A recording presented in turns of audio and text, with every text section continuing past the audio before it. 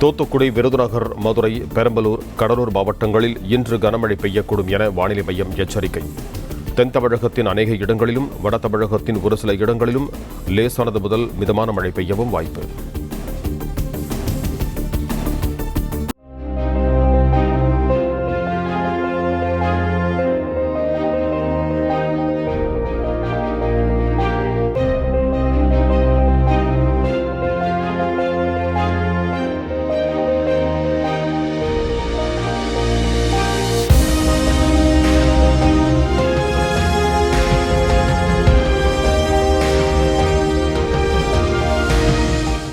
Play store மற்றும் app ஸ்டோரில் இருந்து பாலிமர் செயலியை QR கோடு மூலம் பதிவிறக்கம் செய்யுங்கள்.